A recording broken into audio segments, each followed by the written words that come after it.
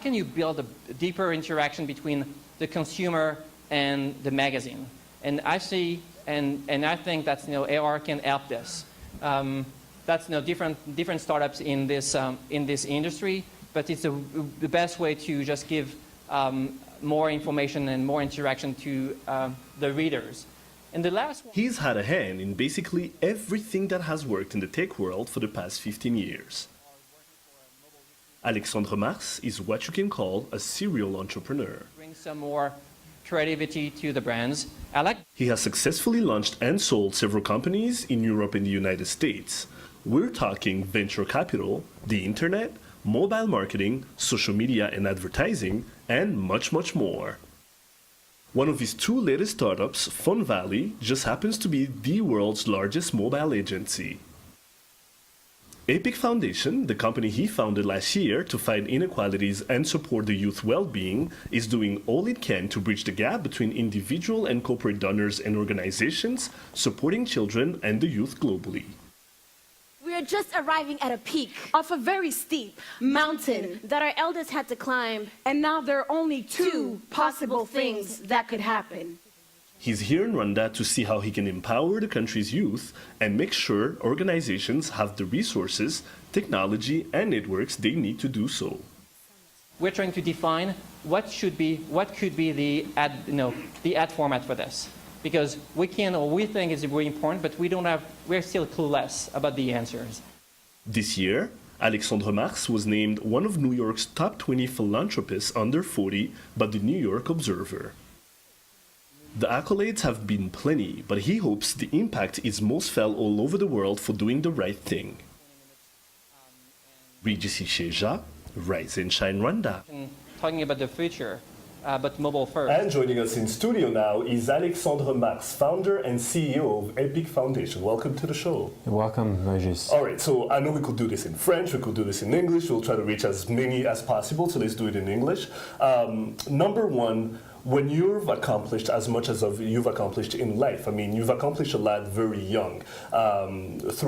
We can talk about Fun Valley, we can talk about basically all the companies that you've helped build from the ground up and become giant in the tech world. What was the inspiration behind working that hard that early in your life?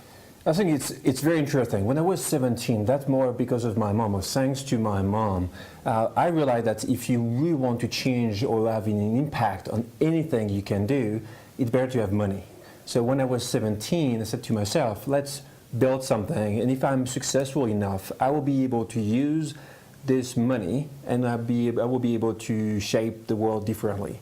That's why I started building my first startup when I was 17, and now I'm a bit older. And I've started other businesses and was able to sell those businesses. Now, I've been watching all the advices and all your commentary on BFM TV.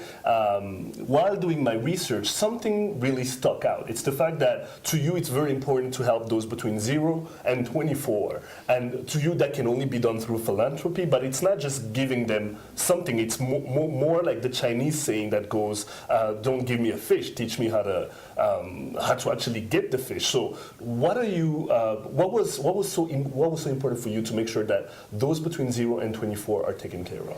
I think it's the next generation. So we need to take care of those kids wherever they are, and that's also very important. We are here in Rwanda because we believe we can help, and so many kids here can be helped also. But it's also giving, as you said, some great lessons. I was just before in one of your great university here talking about entrepreneurship, and the good thing is now this new generation, this younger generation, they love and they want to become entrepreneurs. They want to become social entrepreneurs. That's how we can help them to become who they want to become. That's what we're trying to achieve at Epic Foundation. And for sure, with my background, I was very lucky. I was lucky to be just 17 or 18 during the internet bubble. I was lucky to be born in Paris, to have been raised between Europe and the US. So that's what I'm trying now to give back, is everything I've built just in terms of skills, in terms of resources, in terms of network. How can we just also help others wherever they are? Because we need to help others. Like you just said, you got to speak to students at a university prior to coming here. What was the reaction like? What did you get from them? And is it positive to the point where you want to come back and help and invest some more? So the short answer is yes, it was ultra positive, spending time with those students. But after, it's interesting the questions you have and why you've done this and how do you think I should sell if I'm able to sell my startup? Right. Do you think we should wait? Why have you sold it all so many startups so young? So it's always interesting to get feedback from people. Before starting any of my startups, I started with the market research, and that's what I explained to those students. And before running something, please go meet other people, trying to understand how successful you can be, but you cannot just start from zero and be successful. You need to start and ask questions. And more important is maybe you will fail, and that's okay. That's okay. Failing is okay. Sure, and that's a different culture. It's hard here in Rwanda. It's the same in Europe. It's way easier in the US. Failing in the US, that's okay. That's we'll launch something else. A lot of opportunities. And again, if before running, you need to start just walking and even crawling. That's why we are. It's very hard to be just successful in a year. So you need time, but you need to do stuff. That's why we are. As entrepreneurs, we are doers. We like doing stuff. Right. Now, to the young generation, to the entrepreneurs of tomorrow that are actually watching the show right now, what would be your advice as someone who has built companies, but also sold them after you built them to make more and then move on to other things? What would be the advice you would give to them? I think just it's go and do. That's very important. First, do your market research. 2, you launch. Whatever, and don't try to find something that no one else has found before. Usually, it doesn't work like this. It backfires. It's sure. So you can try, you replicate something, you cut and paste. That's fine. But do and don't stop and don't give up. That's very important because most of the time it won't succeed and you won't be successful day one. It will take time to do so. And even more than this is about just entrepreneurship and social entrepreneurship. The good thing now with this new generation we're talking about, Regis, this new generation, they want to have something they want to build something around social. Right. And it's very important to them how we can build them. And that's really what we do at Epic Foundation. We're trying to really just drive this movement, trying to say, guys, it's great to be an entrepreneur, but being a tech entrepreneur, a social entrepreneur, is barely, you need the same qualities. And that's why we're trying to also to push people. And the difference between this generation versus the generation 20 years ago, even 10 years ago, that they want to do this. They want to give something back to the country. And this here is so important here. Going to the culture, right. You have so many young, clever students. They want to give something back to this wonderful country that is just now Rwanda. Now, Alexandre Marx, the philanthropy culture, to those who are well off here, who are doing okay when it comes to their financial situation, how can they get involved? How can they help? What would be your advice to them? So it's interesting.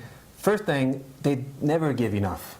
So that's very important. When I started Epic Foundation, I spent a lot of time with wealthy people, right. Great people, big heart, and I was always asking them, are you giving? Always, yes, we are giving. Do you think you are giving enough? And all the time, the answer was no. We know we are not giving enough, but it's hard for us to give more, even if we want to, because we don't trust organizations, we don't have time, and we don't have the knowledge. So that's what we are bringing at Epic Foundation. We are bringing tools for this new generation of donors to give more, and everything we do is free. So we're like a bridge, basically, between the donors, the individual ones, and the organizations, exactly. And then the kids they're trying Exactly. to We're trying to build this bridge between amazing social organizations, and some. There are so many great organizations here in this country, like in other countries, and good people right. who want to invest more time, skills, resources, network. The goal is how can we build right. those bridges? And what we're doing is free. So we're not charging anyone. Anything. So it's way easier. So people can see that we're doing this, not because we want to make more money, but we want only to have less inequalities in Rwanda, in Uganda, in Brazil, in India, in all the different countries where right. we are working, because so many good things are happening. We need to show this, and thank you for asking me today, because it's very important to show the world that people care. And I'm a French guy living in the US, but right. I care about Rwanda. I care about kids all around the world, wherever they are. And that's important because we can do more, and we are doing more because we do have the solution. Absolutely, it's very appreciated. You found a home here. You can come back anytime. Thank you. You're more than welcome. Thank you. Thank you, Alexandre Mars.